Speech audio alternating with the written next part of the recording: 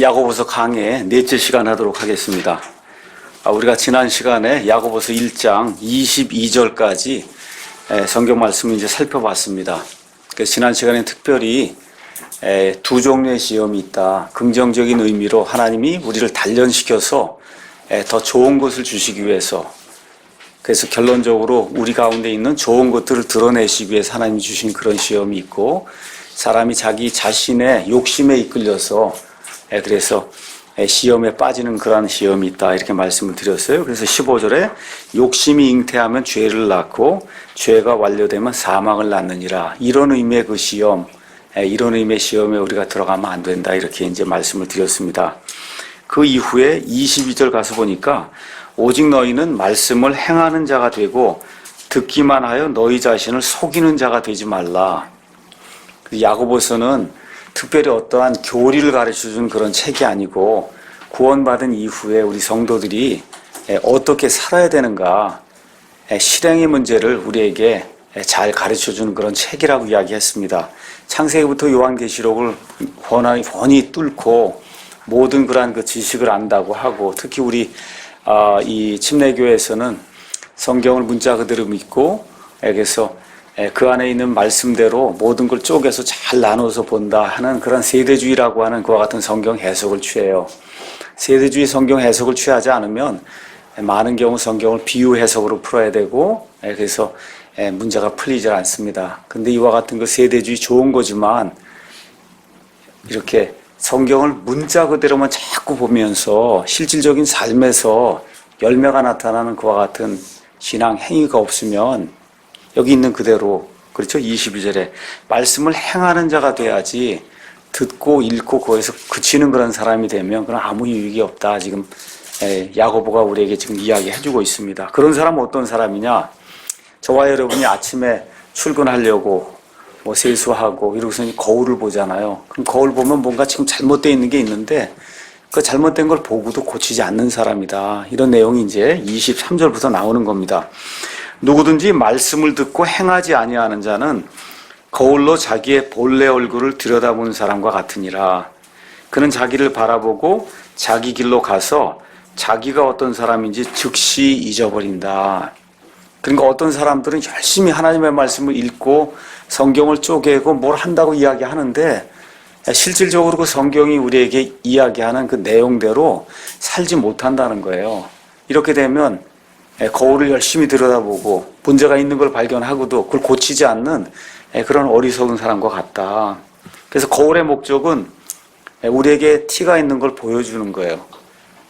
그 거울을 왜 바라보냐? 티가 있으면 그걸 바라보고 찾아낸 뒤에 고치려고 저와 여러분이 거울 보는 거 아닙니까? 그렇죠? 저도 오늘 야고보서 강의하기 위해서 넥타이 이렇게 매고 뭐 그러고 좀 왔단 말이에요. 그래서 가서 꼭 뭘 봐야, 거울을 본단 말이에요. 뭐가 잘못되어 있으면 제대로 해야 되겠다, 이런 생각을 가지고. 그래서 저와 여러분이 먼저 해야 될 일은 말씀을 가지고 저와 여러분 자신의 내면을 자세히 이제 살펴봐야 됩니다. 그러니까 단순하게 그냥 성경 읽는 것이 아니라 말씀에 비추어서 나는 어떤 사람인가, 이거를 자세히 살펴봐야 된다는 거예요. 나를 자세히 살펴봐야 되는 거예요. 근데 살펴만 보고 거기서 끝이 나면 그럼 어리석은 사람이라는 거잖아요. 그렇죠? 살펴본 뒤에 문제가 있으면 그럼 그 문제를 적극적으로 푸는 사람이 하나님을 기쁘게 하는 그런 사람이고, 그래서 성경이 이야기하는 복받은 그런 성도다, 이제 그렇게 이야기하는 겁니다. 그래서 말씀에 따라서 우리의 내면을 바라보고 내면에 문제가 있는 것을 우리가 직시하면 그걸 고치는 사람이, 그게 하나님이 기뻐하는 그런 사람이다. 그거 하지 않으면 열심히 성경 읽고 들이파고 말 그대로, 그렇죠? 성경 열심히 이렇게 하시는 분, 어떤 분들이 이렇게 보면 마치 사법고시 이런 거 하듯이 그냥 성경이 여기 처음부터 끝까지 그 가지각색의 그 칼라로다 돼가지고 그냥 열심히 다 해놨어요. 저도 그런 분들을 많이 만났습니다. 근데 참 안타깝게도 그런 분들이 성경은 그렇게 들이파는데 실질적으로 나오는 이런 그 삶을 보면 그렇지 못한 경우가 너무 많은 거예요. 그러니까 그만큼 파면 그 판만큼 사람이 어느 정도 조금은 변해야 되지 않겠는가. 지금 뭐 어려운 이야기 하는 게 아닙니다. 자, 그래서 이 로크맨이라고 하는 유명한 목사님이 거울과 그 성경에 대해서 여기 가서 보니까 한 7, 8가지 이렇게 비교를 해놨더라고요. 그래서 이것저것 이제 보는 가운데 그와 같은 비교가 있어서 한번 거울하고 성경이 어떻게 이렇게 서로 대조가 되고 있는가 한번 보도록 하겠습니다. 거울이나 성경 다 마찬가지로 그 앞에 서면 거짓말을 할 수 없다는 거예요. 여러분, 거울은 있는 그대로 보여주잖아요. 그렇죠? 그러니까 저와 여러분이 거울 앞에 서면 있는 그래도 우리 모습이 나타나듯이 저와 여러분이 정직하게 거울 앞에 서면 저와 여러분의 있는 모습을 그대로 거울이 드러내 보여준다는 겁니다. 그런데 문제가 있다고 거울을 비난할 수 없잖아요. 그렇죠? 문제는 내게 있는 거지 거울에게 있는 게 아니잖아요. 그러니까 마찬가지로 성경이 저와 여러분의 죄를 지적을 하면 그러면 성경에게 문제가 있는 게 아니라 저와 여러분에게 문제가 있다는 겁니다. 자, 근데 거울은 누구만 보여주냐? 그 앞에 쓴 사람만 보여준다는 거예요. 마찬가지로 성경도 여러 사람이 다 읽어도 그것을 읽는 그 순간에 그 말씀을 읽는 그 사람에게만 그 사람의 모습을 드러내서 보여준다는 겁니다.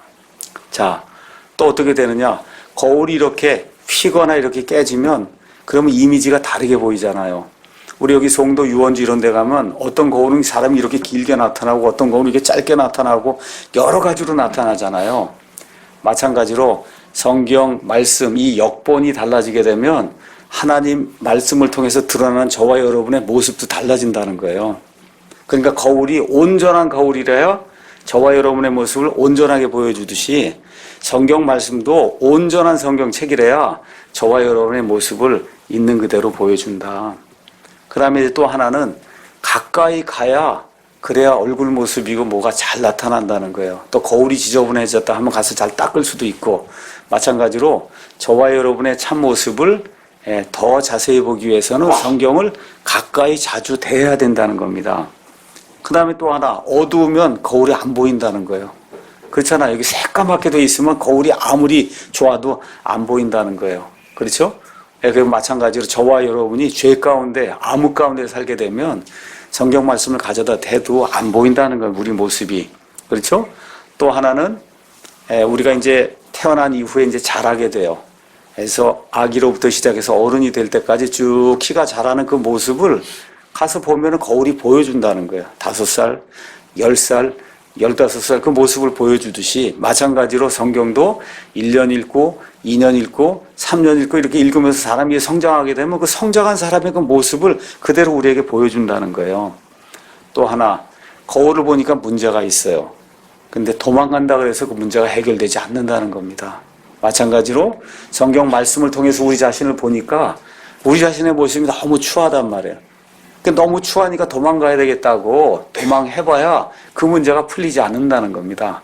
아주 좋은 것과 같은 이런 대조를 통해서 거울과 성경이 어떤 역할을 하는가를 우리에게 이제 보여주는 그런 말씀이었습니다. 25절 가서 보니까 누구든지 자유롭게 하는 완전한 법을 들여다보며 그 안에 거하는 자는 듣고 잊어버리는 자가 아니요 그 일을 행하는 자니 이 사람은 자기가 행하는 일에서 복을 받는다.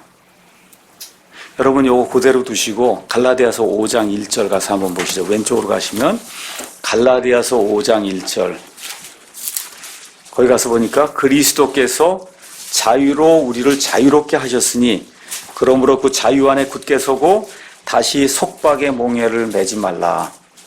제가 어저께 한마음 미션에 가서도 이 말씀을 전했고 오늘 아침에 여러분에게 문자를 보낼 때도 제가 이 말씀을 했고 그렇죠? 오늘 또 지금 야고보서 하는 또 이 말씀이 또 나오는 거예요. 저와 여러분에게 영혼의 자유를 주셨어요. 하나님께서. 그래서 그 영혼의 자유 그건 뭐예요? 거기 있는 대로 자유롭게 하는 거예요. 하나님의 이 법은 저와 여러분을 자유롭게 하는 완전한 법이다. 근데 그 법의 말씀을 읽고 잊어버리고 그래 행치 않으면 아무 소용이 없다는 겁니다. 그렇죠? 그래서 그 말씀을 제대로 보는 사람이라고 하면 성령님의 인도를 거절하지 않는 사람이라고 하면 그러면 반드시 행할 수밖에 없다는 거예요. 말을 잘못하거나 뭐 이렇게 하게 되면 마음이 이렇게 뭐라 그럴까 부담이 된다 그럴까 아우 이렇게 했으면 안 되는데 하는 그런 생각이 자연히 든다는 겁니다. 그게 우리 학교에 고양이들이 굉장히 많아요 요새. 근데 고양이들이 사실 좀 먹을 것이 없고 그러니까 저희 이제 빌딩 안에까지 들어와요. 이렇게 안에. 그러니까 교수 이렇게 회의실 있고 뭐 교수 방이 있는데 거기까지 와서 울어요. 예. 성경에 가서 보면 하나님의 사람, 좋은 사람은 짐승마저도 불쌍히 여겨야 된다. 그런 말씀이 이제 나와 있거든요. 어찌나 불쌍한지 알 수가 없더라고요. 그래서 내일은 좀 고양이 밥을 좀 가지고 가야 되겠구나. 사실은 제가 오늘 홈플러스 가서 한 봉지 이만한 걸 좀 사다가 놓고 조금씩 줘야 되겠다. 이런 생각이 들더라고요. 야, 이거 진짜 어떻게 해야지 안 되겠구나. 그 처량하게 우는 고양이 소리를 들으니까 안 되겠더라고요. 그러니까 하여튼 그런 마음도 생기고 하여튼 이 하나님의 그 법에 따라서 어떻게든지 살려고 우리가 노력을 하게 될 때 측은히 여기기도 하고 불쌍히 여기기도 하고 그렇죠? 또 옳지 못한 그런 것들을 볼 때는 온유하게 권면하다가도 또 경고의 이와 같은 그 글도 쓰기도 하고 여러 가지 그런 일들을 이제 우리가 이제 할 수 있다는 겁니다. 자, 그래서 사람을 자유롭게 하는 그와 같은 그 완전한 법, 이런 법을 읽고 그 법이 말씀하는 대로 우리 자신을 고치게 될 때 그때 하나님의 복이 우리에게 임한다. 우리 잠언에 있는 말씀 한번 볼까요? 잠언 3장 1절에서 4절에 있는 말씀 잠깐 보도록 하겠습니다. 거기 가서 보니까 솔로몬이 내 아들아 내 법을 잊지 말고 내 마음이 내 명령들을 지키게 할지어다. 그래서 하나님의 법을 지키면 보통 사람들에게 대부분의 경우에는 그것들이 내게 많은 날과 장수하는 것과 오래 사는 것과 화평을 더해준다는 거예요. 그러니까 하나님의 말씀을 듣고 읽고 그것대로 따르려고 노력할 때 대부분의 사람에게는 하나님이 오래 살게 해주시고 부유하게 해주시고 화평을 주신다고 성경이 우리에게 이야기해주고 있어요.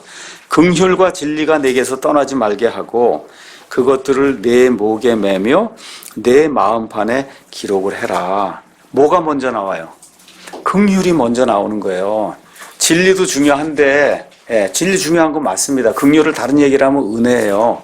이 두 개가 같이 늘 가는데 이 진리만을 주장하면서 너무 은혜롭게 사람을 대하지 못하거나 불쌍히 여기지 않고 이렇게 되면 그러면 문제가 생긴다는 거예요. 그래서 이렇게 할 때 내가 하나님과 사람의 눈앞에서 호의와 선한 명철을 얻게 된다는 겁니다. 그래서 긍휼과 진리가 같이 가는, 그래서 하나님의 말씀을 지키고 이렇게 해서 성도들을 도우려고 노력하고 나보다 못한 사람들을 도우려고 노력하는 이와 같은 일들을 저와 여러분이 해야 된다. 이렇게 될 때 하나님의 복이 우리에게 임한다. 지금 성경이 그렇게 이야기하고 있습니다. 26절 가서 보니까 헛된 신앙 행위가 있다. 이거를 우리가 조심해야 된다고 성경이 또 이야기합니다. 너희 가운데 어떤 사람이 신앙심이 있어 보이되 자기 혀를 제어하지 아니하고 자기 마음을 속이면 이 사람의 신앙 행위는 헛것이니라. 구원 못 받았다 그런 얘기가 아닙니다. 여기 구원 받은 사람이에요. 너희 그렇게 얘기하니까 이미 구원받은 하나님의 아들, 딸인데 근데 혀를 제대로 제어하지 못하고 여기서 사람의 진노를 가지고 하나님의 의를 이루려고 이렇게 노력하게 되면 그 사람의 신앙 행위는 헛것이다. 지금 그렇게 이야기하는 거예요. 그래서 이 말에 대한 이야기가 너무 중요하기 때문에 야고보서 3장 8절에서 11절 거기 가서 보시면 말에 대해서 이 야고보가 다시 한번 이야기해요. 3장 1절부터 나오는 그 말씀 보세요. 제목이 뭐예요? 혀를 조심해라.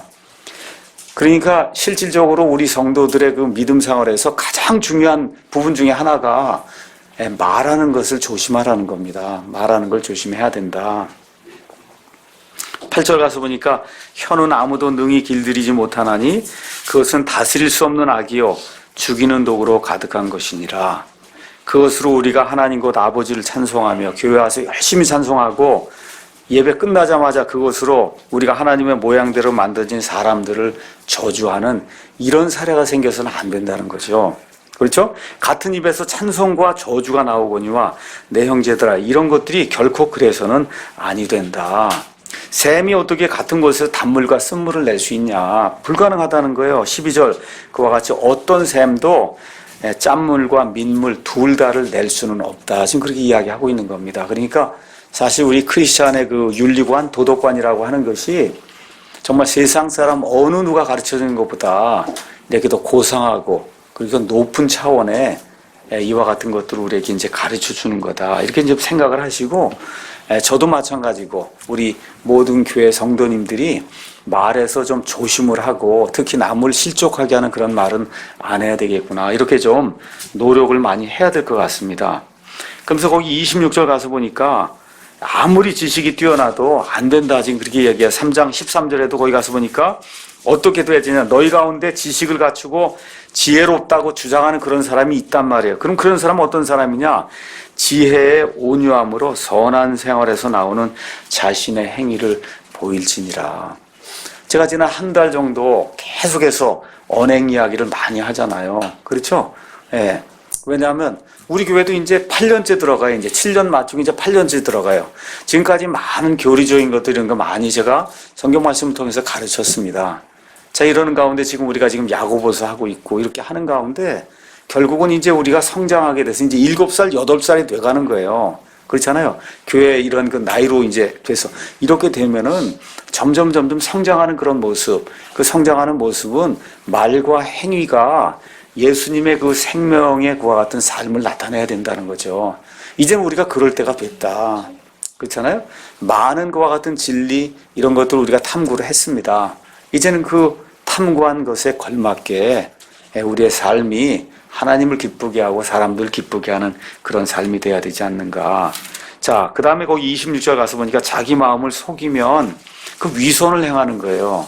그렇죠? 위선 행하는 거. 이건 안 된다는 겁니다.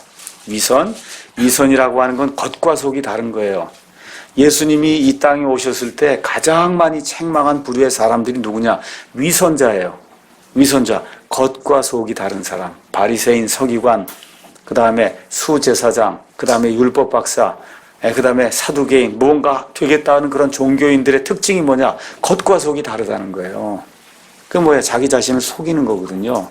이와 같은 일을 하게 되면 그 사람의 신앙 행위가 아무리 멋있어 보여도 하나님 앞에서 말짱 도루묵이다. 지금 이야기하고 있습니다. 27절에 그럼 참된 신앙 행위, 하나님이 기뻐하는 그런 참된 신앙 행위는 뭐냐? 하나님 곧 아버지 앞에서 순수하고 더럽지 않은 신앙 행위는 이것이니 곧 고난 중에 있는 아버지 없는 자들과 과부들을 돌아보고 세상으로부터 자기를 지켜 더럽혀지지 아니하는 것이다. 자, 여기서 여러 가지 가운데 특별히 가난한 자를 좀 배려해야 된다. 특히 교회에서는 가난한 성도들을 배려해야 된다. 이 내용이 특히 이제 2장에 가선 아주 구체적으로 나옵니다. 그러니까 그 당시에는 제가 말씀드렸듯이 지금과는 조금 다른 그런 상황이에요. 어떤 상황입니까? 예수님을 믿는다고 고백을 하면 직장을 잃기도 하고 매를 맞기도 하고 쫓겨나기도 하고 유대인 사회에서 추회되기도 하고 이렇게 하다 보니까 정말로 예수님을 믿는 그와 같은 성도들 가운데 굉장히 재정적으로 압박을 받는 그런 사람들이 많았습니다. 그렇기 때문에 있는 그와 같은 그 성도들이 그와 같은 이 가난한 성도들을 도와주지 않으면 그 가난한 성도들이 삶을 제대로 살아갈 수 없을 정도로 상당히 어려운 그러한 상황이 있었어요. 그래서 이집트 탈출 이후에도 이 이집트에서 이 이스라엘 백성이 다 나왔지만 그 가운데 부자가 있었고 그 가운데 가난한 자가 있었어요. 그래서 하나님께서 율법을 주시면서 하나님은 사람을 긍휼히 대하시는 그런 분이에요. 그래서 율법을 주시면서 하나님이 특별히 강조한 것이 뭐냐? 너희가 이 땅에 거하는 동안에는 가난한 자들이 늘 있게 마련이다. 그렇기 때문에 가난한 자들 항상 배려해야 된다. 안식년 제도도 주셨어요. 7째 해에는 땅을 갈지 말고 그대로 내버려 두라 그랬어요. 그렇죠? 왜 그래요? 거기 그대로 자란 것을 가난한 사람들이 먹을 수 있도록 그대로 두라 그랬어요.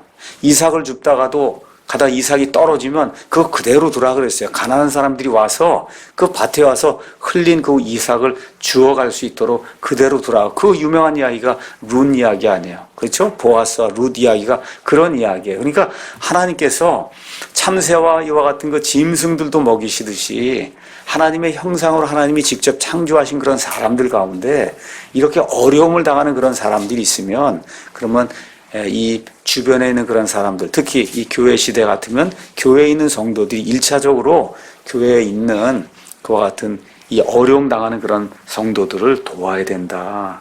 그래서 저와 여러분이 사도행전이 시작이 되면서 교회가 형성되는 가운데 사도들이 늘 게을리하지 않고 열심을 다해 하고, 특별히 사도 바울이 열심을 다해서 하던 그 일이 뭐예요? 가난한 성도들 위해서 구제 헌금을 모금을 하고, 특별히 이방인 교회에 가서 말씀을 선포하면서도 예루살렘에 있는 이 성도들이 극심한 그런 어려움을 당하기 때문에 고린도에 있는 그런 성도들, 그렇죠, 또 로마에 있는 그런 성도들로부터 모금을 받아갖고 이 예루살렘에 있는 성도들 도와주는 그런 일들을 게을리하지 않고 늘 꾸준히 해왔다는 그런 사실을 성경을 통해서 우리가 이제 알 수가 있습니다. 그래서 우리 교회도 마찬가지예요. 이제 2장에서 이제 다시 설명하겠지만, 우리 교회 안에 믿음을 고백하고 형제여 자매여 하는 그런 분들이 먹고 입는 문제를 가지고 너무 고통을 당하고 있다. 이거는 교회가 도와줘야 된다는 겁니다. 자, 그 다음에 이제 나오는 게 뭐냐 하면, 세상으로부터 자기를 지켜 더럽혀지지 않는 것도 좋은 신앙 행위다. 그렇게 이야기를 하고 있어요. 특별히 이제 말세 지말이 됐다 이래서 세상이 너무나 많이 급격하게 악한 쪽으로 변하고 있습니다. 제가 우리 사랑침례교회 사이트에도 올리고, 그 다음에 문자로도 보내드리고, 귀한 블로그를 한번 가서 보라고 말씀드렸어요. 이 세대가 가기 전에. 제가 사실 그 블로그를 안 지가 어느 정도 됐는데 이렇게 성도들에게 그걸 공개를 하지 않았어요. 왜 그거 공개하지 않았냐? 이상하게 가서 그런 걸 보면 매일 보는 게 일루미나티, 프리메이슨만 얘기를 해요. 그냥 이거 보면 일루미나티, 프리메이슨 이것만 이야기하니까 오히려 그 사람이 그런 거 보게 되면 실족하더라고요. 제가 그런 것을 보라고 이야기한 건 그런 추세가 있고, 특별히 이스라엘에게 어떤 일들이 일어나고 있고, 지금 우리나라 뉴스를 켜도 이스라엘 얘기는 안 하잖아요. 미국 뉴스를 켜면 지금 이 시간에도 이스라엘 얘기만 해요. 이스라엘 이게 어떻게 될 것인가. 그렇죠? 왜 그래요? 이스라엘이 온 세상 모든 역사의 중심이기 때문에 세상을 통치하는 것 같은 미국의 입장에서 이 세상을 제대로 통치해 나가기 위해서는 이스라엘 관계가 제대로 확립이 되지 않으면 아무것도 못하는 거예요. 그러니까 매 시간 CNN 이거 켜면 이스라엘 뉴스가 나오는 거예요. 이 미국에서는.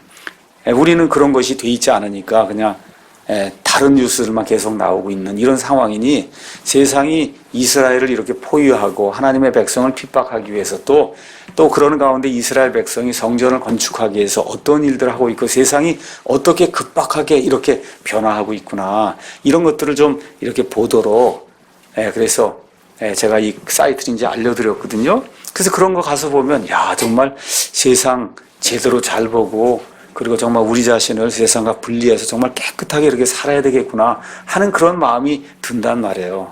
그래서 제가 문자 보내드렸듯이 세상 욕심이 자꾸 앞서고, 무언가 이 세상에서 내가 뭘 좀 해서 여기서 그냥 영원히 살아야 되겠다, 이런 마음이 자꾸 들면, 그러면 그걸 한 번씩 가서 보라고 제가 말씀드린 거예요. 세상 끝이 다가온다.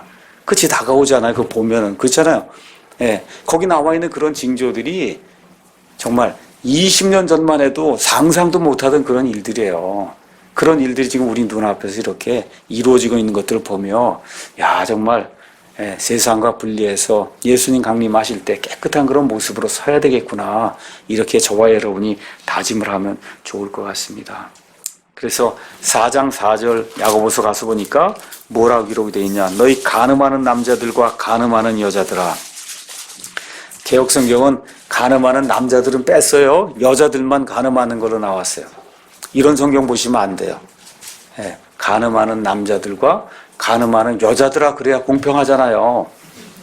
그렇잖아요. 그게 올바른 성경이죠. 여러분이 보시기에도. 그렇죠? 우리 킹제임스 성경만 그렇게 돼 있는 거예요. 여기 간음은 뭐 육체적인 그런 간음, 여기서는 그 내용이 아니라 세상과 친구가 되는 것이 하나님과 원수되는 것인 줄 너희가 알지 못하느냐. 세상과 짝하여 살고 예수 그리스도 우리의 신랑 되시는 그분을 이렇게 떠나게 되면 그것이 간음하는 거다. 지금 그렇게 이야기하고 있는 거예요. 그러므로 누구든지 세상의 친구가 되고자 하는 자는 하나님의 원수가 되느니라. 그러니까 지금뿐만 아니라 지금부터 2000년 전에도 로마 시대에 이 야고보가 이 말씀을 기록한 그 말씀의 대상자들도 이런 사람들이 많았다는 거예요. 예수님을 믿으면서도. 그렇죠? 가서 보니까 너희라고 얘기하니까 구원받은 사람들이잖아요. 그렇잖아요. 이 구원받은 사람들 가운데도 세상과 짝하고 세상이 영구히 이렇게 지속될 그와 같은 장소를 생각하고 세상에 푹 빠져 사느며 하나님 보시기에 간음하는 그와 같은 삶을 산 사람이 많았는데 이렇게 삶을 살면 그 사람의 신앙 행위는 헛것이다. 성경이 지금 그렇게 이야기해 주는 겁니다. 자, 여기까지 이야기하고 이제 야고보서 2장으로 이제 넘어가겠습니다. 2장. 자, 1장의 주제는 성도들이 성숙한 그런 성도라면 시험이 다가와도 인내해야 된다. 인내. 이게 내용이 이제 1장의 주제였어요. 2장은 성숙한 그러한 성도라고 하면 하나님의 말씀을 읽었으면 그 말씀의 진리대로 살아야 된다. 아주 쉽게 이야기하면 아무리 진리를 많이 이야기해도 그 사람의 삶이 그 사람 말하는 것을 증언해 주지 않으면 그러면 이 사람은 구원받았어도 성숙하지 못한 영적으로 베이비와 같은 그런 성도다. 야고보가 그렇게 이야기하고 있는 겁니다.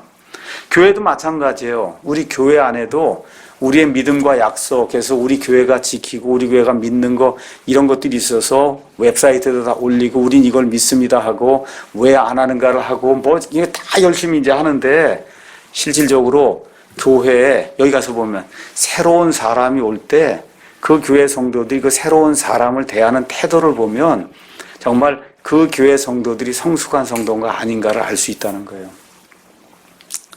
이 교회를 하는 가운데 참 안타깝게 느끼는 것이 하나가 있습니다.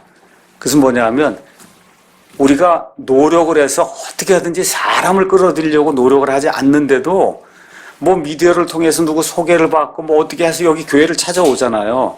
이게 사람이 이렇게 늘어나게 되면 그걸 싫어하는 사람들이 있어요.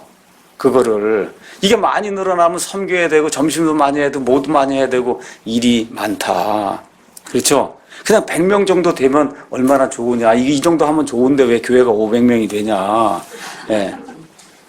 이렇게 해서 입이 쑥 나오는 그런 사람들이 있고 결국은 그런 분들이 교회를 떠나더라고요. 그러니까 제가 다시 한번 말씀드릴게요. 이게 우리 힘으로 이 교회를 뭐 늘리고자 해서 늘린 적이 한 번도 없어요. 그렇잖아요.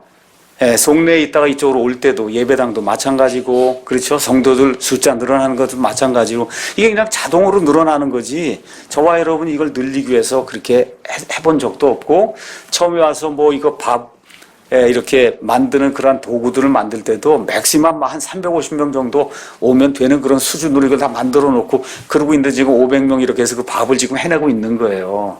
그러니까 그런 것들 이렇게 보면 제 목사인 저의 마음 속에는 정말 우리 자매님들이 대단하다 그 생각이 많이 들어요. 자매님들이 밥 안 해주면 교회 못 해요. 아, 사실이 지금 그렇잖아요. 자매님들이 밥을 안 해주면 교회를 못 한다고. 다 오후 다 가야 되는 거고. 근데 어떻게 500명 분 밥을 다 하고, 여러분 그런 적 어디 있어요? 우리 자매님들 가운데 500명 분 밥을 한번 해보신 적 있으세요? 어디 뭐 큰 식당 운영해 보신 적 없잖아요. 근데 밥을 다 그렇게 500명 분을 하고 500명 분 국을 끓여내고 뭐 이렇게 또 우리 남자 형제들이 500명 설거지를 다 하고 그렇잖아요. 예. 남자들도 조금 언급을 해야 되니까. 그렇잖아요. 이게 기적이잖아요, 사실. 그렇죠? 이 기적이에요. 제가 봤을 때 기적이에요. 이런 일이 어떻게 있을 수 있을까? 그럼 이렇게 되고 할 때 멀리서 찾아오는 분도 있고 뭐 이렇게 오고 그러면 어서 오시라 그러고 또 혼자 그분이 있으면 가서 찾아가서 어떻게 오셨냐 묻기도 하고 이렇게 좀 교회가 돼야 되는데 이렇게 할 때 입이 쑥 나오고 이렇게 되면 그러면 이 사람의 신앙 행위는 헛거라고 지금 얘기하는 거예요. 성경 말씀이 얘기를 하는 거 제 얘기가 아니라. 그렇죠? 자, 이렇게 되면서 이제 1절에서 13절에는 절대로 사람을 외모로 판단해서는 안 된다. 저도 특히 목사의 입장에서 이렇게 보면은 아우, 속을 썩이겠구나 이런 사람이 와요. 봅니다. 제가 이렇게 봐도 야 진짜 이 문제가 생기겠구나. 와서부터 말씀하는 거 이렇게 들어보면 야 이게 문제가 되겠구나. 이게 이런 분들이 있습니다. 그런데 이런 말씀을 또 읽으면서 외모로 판단하면 안 되지. 네, 이렇게 이제 하면서 다시 한번 이제 제 자신을 돌이켜보는 거예요. 이 유대인들은 사람들에게 인정받는 것을 너무너무 추구했어요.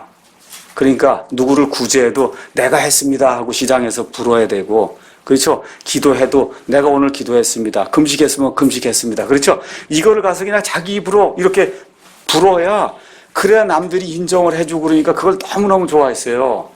우리는 사람들하고 비슷해요. 아주 굉장히 좀 비슷한 것 같아요. 그러니까 구제하는 거, 선행하는 거, 금식하는 거, 심지어 결혼식장에 가도 항상 높은 자리에, 그렇죠? 높은 자리에만 먼저 가서 앉으려고 노력을 많이 했다는 거예요. 우리 예수님 뭐라 그래요? 누가 초대를 하거든 저 밑에 있는 자리에 가서 앉아라. 거기 집주인이 이 위로 와서 앉으시오 할 때 너가 그 사람들 가운데서 영광을 얻는 거지. 위에 가서 앉았는데 주인이 와서 좀 밑으로 내려가라 그러면 그럼 얼마나 창피를 당하겠냐. 그렇잖아요. 그러니까 우리 예수님의 방식이 맞는 거잖아요. 그러니까 교회에서도 그렇고 우리 실생활에서도 그렇고 저와 여러분이 우리 자신을 낮추고 밑으로 가면 우리가 대접받을 만한 그와 같은 위치에 있을 때 사람들이 우리를 들어 올린다는 거 아닙니까? 그렇잖아요? 이런 것들이 이제 생각을 하면서 1절에 주님의 믿음을 가지면 사람을 외모로 취해서 안 된다. 내 형제들아, 내 형제들 구원받은 사람들입니다.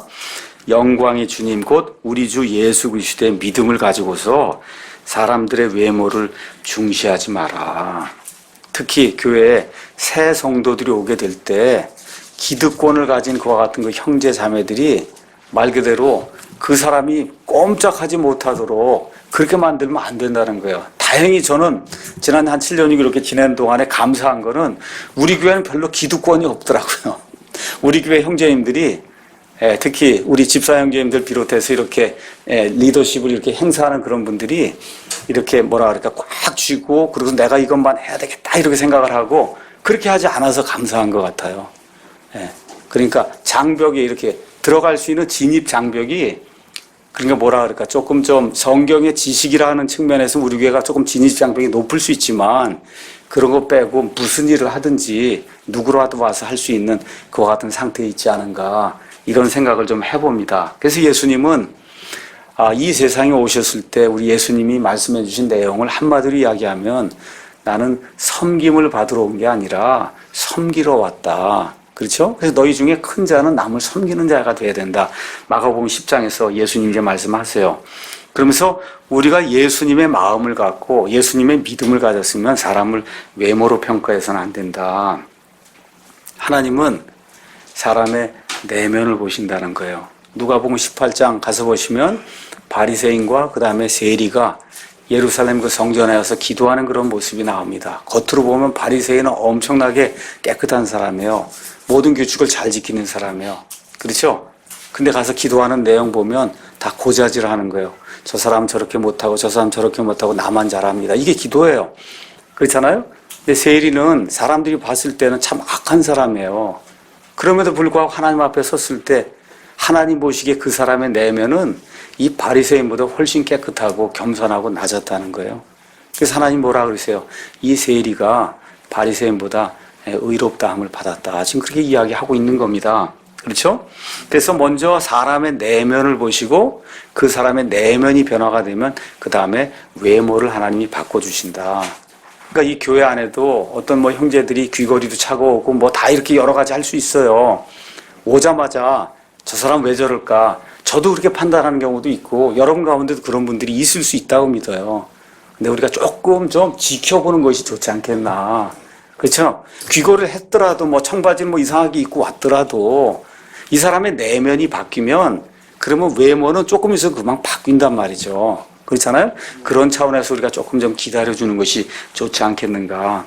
예수님의 제자들 한번 보세요. 거의가 다 어부, 별거 없는 사람들이 세상적으로 봐서 또 마태 같은 경우는 세리였잖아요. 그렇죠? 그럼에도 불구하고 예수님께서 그 12 제자를 이렇게 자기의 이 말씀을 전할 수 있는 그와 같은 사람들로 세우시고 그 사람들을 통해서 말 그대로 1세기의 로마 제국의 변화를 가져올 수 있도록 그렇게 예수님이 만들어 주신 겁니다. 자, 2절에서 이제 4절 가서 보시면은 거기에 이제 야고보가 사람의 외모 이거 취하는 거에 대한 테스트를 지금 하고 있는 거예요.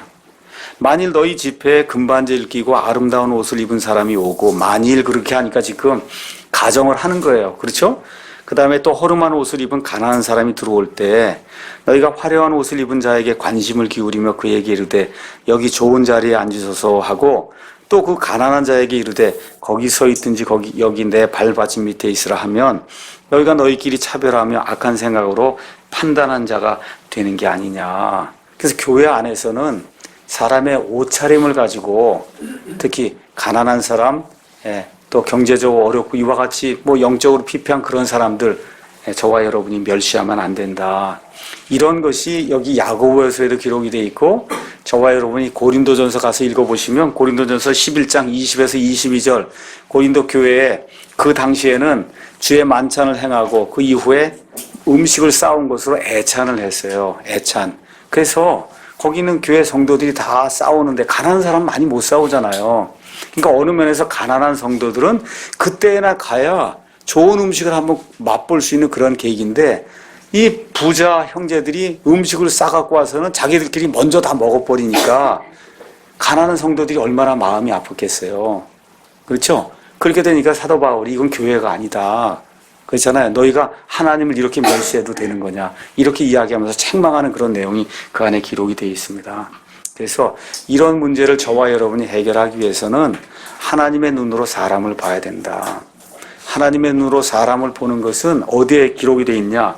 사무엘기상 16장 6절에서 7절 가서 보시면 하나님께서 사울을 패하기로 작정하시고 그 다음에 이 베들레헴 사람 이 이새에게 속한 아들들 중에 하나를 기름을 부어서 그래서 왕으로 삼으라고 해서 사무엘이 기름을 가지고 갔는데 가서 보니까 이새가 자기의 큰아들 엘리압을 딱 내보냈단 말이에요. 보니까 그냥 키도 크고 너무 멋있는 거예요. 바로 이 사람이구나. 근데 하나님 뭐라 그래요? 나는 겉모습을 보지 않는다. 이 사람 아니다. 하나, 둘, 셋, 넷, 다섯, 여섯 끝까지 다 해도 아니에요. 그렇죠? 맨 마지막에 다윗이 불려올 때 소년이고, 그렇죠? 별로 뭐 키도 크지 않은 거 그럴 것 같은데 거기다 기름을 부어주는 그와 같은 모습이 나옵니다. 그래서 하나님은 사람의 내면을 보신다. 오바마 대통령이 전 세계 다스리는 그런 대통령이에요. 근데 하고 있는 일이 뭐예요? 우리 블로그 가서 요새 보니까 어떤 일을 하고 있어요? 이란하고 핵 협상 통해갖고 완전히 이스라엘 봉쇄하는 그와 같은 일을 지금 오바마가 하고 있는 거잖아요. 그렇잖아요. 그러니까 성경적으로 볼 때 하나님의 백성의 눈에서 봤을 땐 마귀의 첩자라고요. 마귀의 첩자 노릇을 지금 하고 있는 거예요.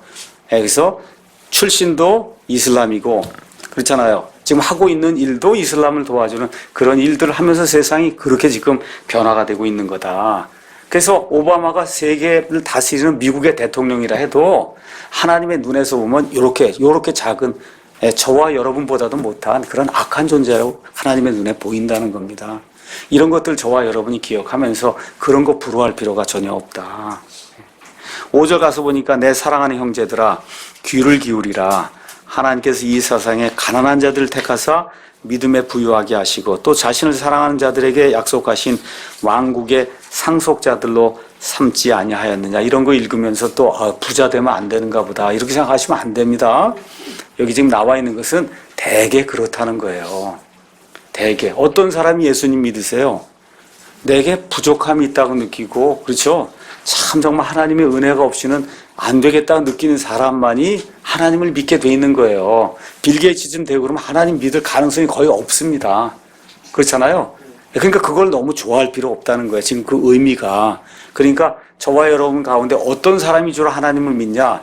영적으로 가난한 사람이 믿고 또 영적으로 가난한 사람 대개 어떠냐? 가진 게 별로 없어요. 뭐 지식이니 아니면 무슨 재산이니 아니면 명예니 이런 것들이 세상적으로 봤을 때 별로 없는 그런 사람들이 하나님을 추구하는 그런 경우가 대단히 많아요. 그렇죠? 그래서 고린도 교회 사도 바울이 이야기한 거 가서 한번 보겠습니다. 고린도전서 1장 26절에서 31절 가서 보니까 형제들아 너희를 부르신 것을 너희가 보거니와 부르심을 받은 자로서 육체를 따라 지혜로운 자가 많지 않다는 겁니다. 여러분 뭐 무슨 박사를 했다 그러고 뭐 무슨 장관 했다고 이런 사람 중에 믿는 사람 거의 없다는 거예요. 왜 그래요? 자기 힘으로 다 될 것 같기 때문에 스스로 부자로 생각하기 때문에 그런 사람은 예수님 믿기 어렵다. 강한 자가 많지 아니하며 고귀한 자가 많지 않다. 많지 않은 이유가 뭐냐? 21절 하나님께서 지혜로운 자들을 당황하게 하려고 저와 여러분같이 세상에 별거 없는 어리석은 것들을 택하시고 하나님께서 뭐가 있다고 하는 그런 강한 것들 이런 것들을 당황하게 하려고 저와 여러분처럼 별거 없는 연약한 자들을 택해서 하나님을 믿는 그와 같은 은혜를 베풀어 주셨다는 겁니다. 그렇죠? 그래서 대부분의 구원받은 사람, 일단 영이 가난한 사람이에요. 영이 가난한 사람은 많은 경우 세상에서 무언가 내세울 게 없는 그런 사람이다. 이것이 어느 면에선 하나님 보시기에 대단히 큰 복이 될 수 있는 거예요. 그래서 이런 것들 저와 여러분이 기억하시면 됩니다. 그래서 교회는 일단 이방인, 유대인 구분이 없는 데가 교회다.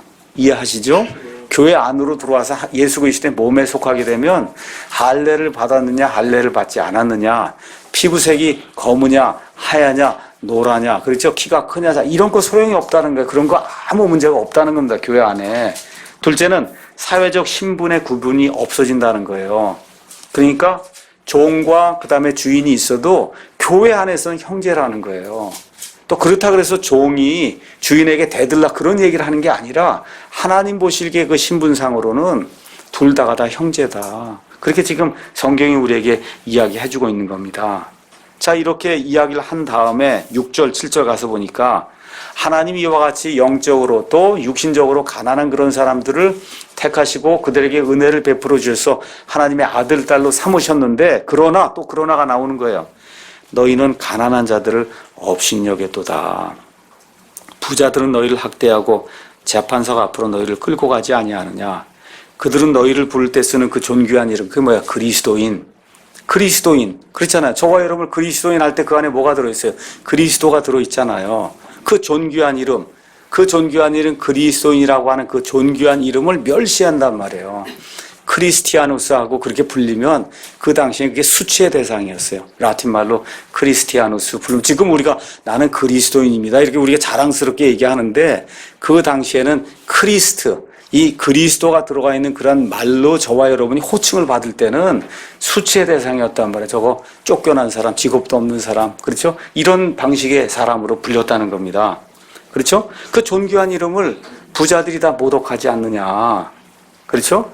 저와 여러분이 성경을 통해서 가서 보셔도 항상 권력 있는 사람, 종교적으로 무언가 위치가 있는 사람, 그렇죠? 이런 사람들이 예수님 핍박하고 예수님 죽이기도 하고 사도들 핍박하고 말씀이 들어가지 못하도록 그렇게 방해했다는 사실을 잘 알 수가 있을 겁니다. 특별히 이와 같은 일이 언제 더 많이 생기냐? 재림의 때 더 많이 생긴다. 그래서 야고보서 5장 가서 잠깐 보겠습니다. 5장 1절에서 4절 가서 보시면은, 자 이제 너희 부자들아 너희에게 임할 너희의 비참한 일들로 인하여 슬피 울며 울부짖으라 라고 이야기하면서 앞뒤 문맥이 여기 재림의 때 이야기하는 거예요. 재림의 때에 양극화 현상이 생기면서 부자들은 너무 부자가 되고 가난한 사람은 너무 가난하게 되고 이런 일들이 생긴다는 거예요. 너희의 재물은 썩었고 너희의 옷은 좀먹었으며 너희의 금과 은은 부식되었다는 거예요. 그렇죠? 그래서 이거를 금과 은을 이걸 착취하기 위해서 너무나 많이 사람들 학대하고 한 그런 일들 쭉 이야기를 하면서 뭐라고 이야기하느냐. 6절 너희가 의인을 정죄하고 죽였으나 그는 너희에게 대항하지 아니하느니라 이렇게 이야기하면서 특별히 재림의 때에 이 빈부격차가 굉장히 심하게 될 것을 야고보가 우리에게 이야기해주고 있습니다. 자 8절에서 11절 너희가 성경 기록에 따라 너는 내 이웃을 내 자신과 같이 사랑하라 하는 왕가의 법을 성취하면 잘하거니와 너희가 사람들의 외모를 중시하면 죄를 범하고 율법에 의해 범법자로 확정되리라. 누구든지 온 율법을 지키다가 한 조목이라도 어기면 모든 것에서 유죄가 되나니 간음하지 말라 하신 분께서 또한 살인하지 말라 하셨은즉 이제 내가 비록 간음하지 아니하여도 살인하면 율법을 범한 자가 되느니라. 자 여기 말씀하시면서 이웃을 옆에 있는 형제 자매를 사랑하는 건 왕가의 법이다. 무슨 얘기예요? 왕과 왕의 자식들이 지키는 그런 법이라는 거예요. 왜 그러냐? 하나님, 왕이신 하나님께서 우리에게 주신 그와 같은 법이다. 성경이 그렇게 이야기하고 있습니다.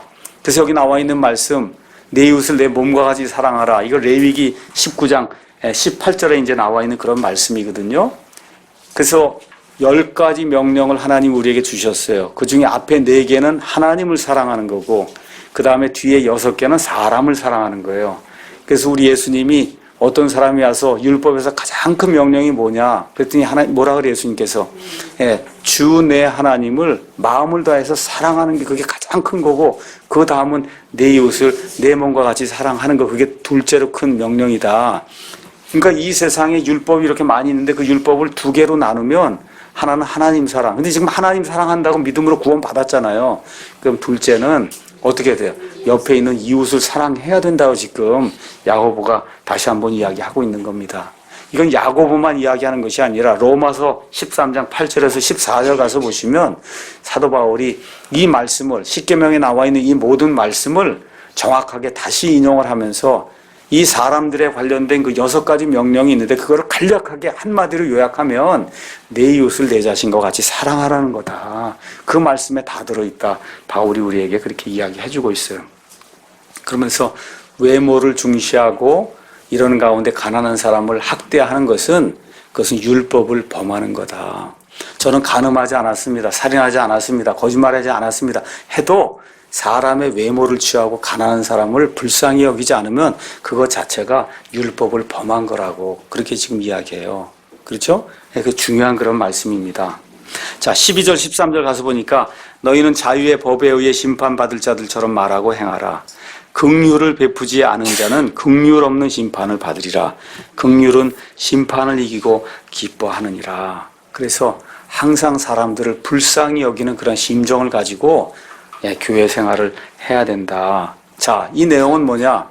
저와 여러분이 예수님 재림하시게 되면 믿는 사람이라 해도 그리스도의 심판석 앞에 설 것을 기억을 하고 우리가 하나님 앞에서 일일이 회개보고 할 거 이거 생각을 하고 교회 생활을 해야 된다. 지금 야고보가 이제 우리에게 그렇게 이야기해 주는 겁니다. 자, 그래서 성도들도 심판을 받아요.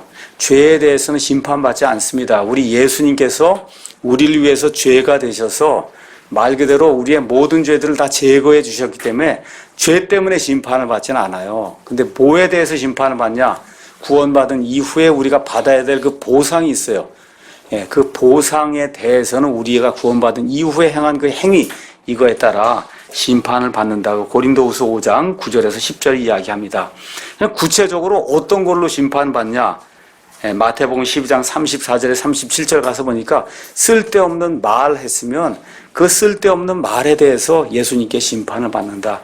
그렇게 이야기하고 있습니다. 참 이건 무서운 말이에요. 참 쓸데없는 말을 하지 말아야 되겠구나. 입을 좀 조심해야 되겠구나. 둘째, 우리가 행한 행위. 골로새서 3장 22절에서 25절. 그 다음에 셋째, 중요한 거예요.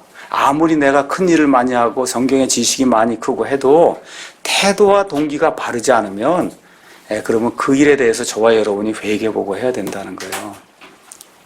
지금까지 우리가 킹제임스 성경을 하는 가운데 여러 사람들이 이런저런 이유를 들어갖고 이 성경을 망치려고 지난 한 10년, 15년 동안 그렇게 일을 많이 했어요. 어떨 땐 굉장히 곤란을 당해서 정말 어려울 때가 많이 있었어요. 그럴 때마다 생각한 것이 뭐냐. 하나님 앞에 딱 가서 섰을 때 하나님께서는 그 사람의 동기와 태도를 보신다고 할 때 부끄러울 것이 없다. 부끄러울 것이 없는 거예요. 이런 생각을 하고 그걸 견뎌나가는 거예요. 그걸 견뎌나가는 거다. 그렇죠? 그런 것이 아니라 어떤 형제가 제게 이메일을 썼습니다. 목사님처럼 이렇게 성경사역 하다가 이단이라는 얘기 듣고 그럼 전 벌써 그만뒀을 겁니다. 그렇죠? 그런 일이 한두 번이 아니에요. 그런 일이. 그럼에도 불구하고 그때마다 내 자신을 낮추라고 하는 그런 신호로 받고 그 다음에 또 어떻게 해야 돼요?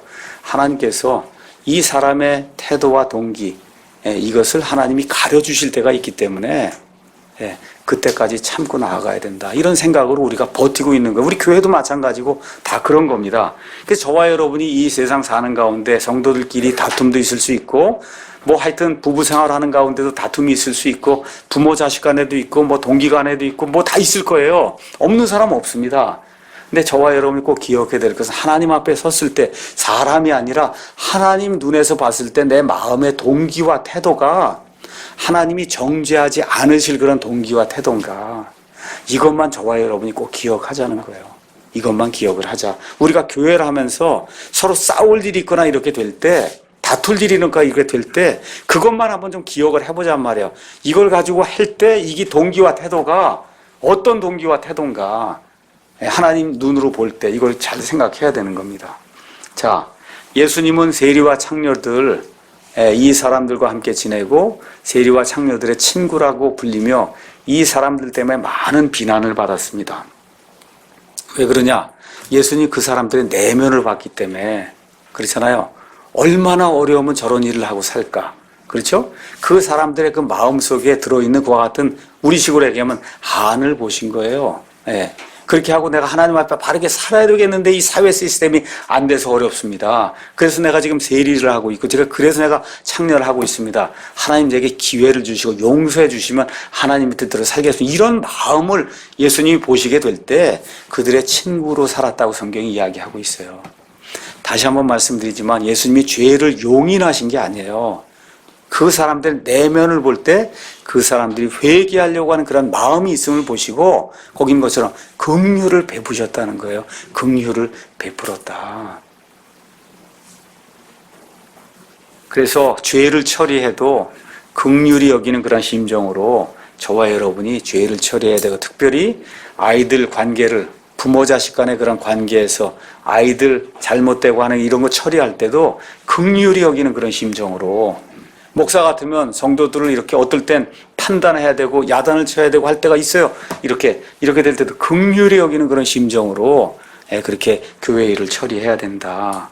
그렇게 해야 우리가 자유의 법에 의해 우리가 판단을 받는다고 지금 사도 바울이 이야기하고 있습니다. 왜 이거를 자유의 법이라 그랬냐? 율법이 아니라. 왜 그래요? 저와 여러분이 어릴 때에는 규칙이 많습니다. 이거 하면 안 된다, 이거 하면 된다, 이거 규칙이 굉장히 많아요. 나이가 크면 어때요? 자유가 들어오면서 이 사람이 그런 규칙 가운데 잘 자라게 되면 그 이후에는 말 그대로 자유롭게 판단하고 성숙한 그런 삶이 나올 수 있는 거 아닙니까? 그렇잖아요. 그렇기 때문에 교회 안에 뭐 여러 가지 법을 만들고 뭘 해야 된다, 안 해야 된다, 이걸 다 해갖고 교회를 통치하려고 하면 그거는 어리석은 거다. 아니에요. 어떻게 해야 돼요? 긍휼히 여기면서 자유롭게 하되, 그렇죠? 옷 입고 오는 것도 단정하게 입고 오십시오 하면 되는 거거든요. 이렇게 하는 가운데 보면 이거 제대로 해야 되겠다. 이게 자연히 생각이 든다 그 얘기죠. 근데 제가 다시 한번 말씀드리지만 자유가 방종이 되면 안 된다. 너무 많은 사람들이 킹제임스 성경을 안다고 하면서 예배도 안 드리러 가요. 헌금도 안 해요. 교제도 안 해요. 그렇죠? 이렇게 예배 드리러 올 때도 그죠? 정말 세상 사람들이 봐도 이건 그런 복장을 입으면 안 되는데 어떤 사람이 그래요? 킹제임스 성경을 많이 한다는 사람이 그래요. 이게 얼마나 안타까운 일이에요. 제가 거기에도 한번 썼듯이 말씀 보존학회라고 하는 데가 킹제임스 성경을 우리나라에 제일 먼저 도입을 했어요. 그런데 믿지 않은 사람들이 그들의 언행을 보면 이거는 갈 데가 아니구나. 이렇게 생각될 정도의 언행을 한단 말이에요. 이게 이렇게 하면 안 된다는 거죠. 우리 킹제임스 흠정역 성경을 쓰고 그래서 사랑 침례교회를 다니고 인터넷에 이런 말씀을 듣고 이 정도 우리가 좀 될 때는 남들이 봤을 때도 야 정말 저 사람들 정말 자유가 방종의 자유가 아니구나 이렇게 느낄 수 있는 그런 삶이 우리 가운데서 나와야 된다는 거죠. 특별히 아무도 보지 않을 때 그때 잘하셔야 돼요. 남들 보거나 아내가 있거나 남편이 있을 때만 잘하는 게 아니라 혼자 있을 때 그때 그 사람의 모든 게 드러나는 거예요. 혼자 있을 때. 그래서 그때에도 자유의 법에 따라 심판받을 자처럼 하나님 앞에 부끄러움 없이 저와 여러분이 행해야 됩니다. 그래서 교리는 정말 바른데 긍휼을 베푸지 못한 그런 사람이 구약 성경에 한 명 나와요. 누구예요? 요나라고 하는 유명한 대언자가 있어요. 그렇죠? 예레미야는 죽을 때까지 몇십 년 선포했는데 이 구원받은 사람이 별로 없어요. 요나의 회개를 듣고 니느웨 전체가 회개를 했으니 얼마나 사람을 많이 구원한 사람이에요. 그렇죠? 교리가 아주 올바른 사람이에요. 근데 하나님이 니느웨 사람들 구원해 주겠다고 하니까 입이 이렇게 나와갖고 그렇죠? 다 죽인다고 그러고서 왜 갑자기 또 다 살립니까? 그러니까 하나님은 이방임에도 불구하고 돌이키면 살려야 된다는 그런 긍휼의 심정을 하나님 보이시는데 그건 교리적으로 틀리지 않습니까? 그게 교리적으로 이렇게 들고 나오면 곤란하다는 거죠. 그렇지 않습니까? 예. 그래서 이런 예들을 저와 여러분이 보면서 긍휼히 여기는 그런 심정을 가지고 교회 생활하고 가정 생활을 해야 되겠다. 이렇게 작심을 하면 저와 여러분 모두에게 큰 은혜가 될 줄로 믿습니다. 여기까지 하고 마치겠습니다. 강해는.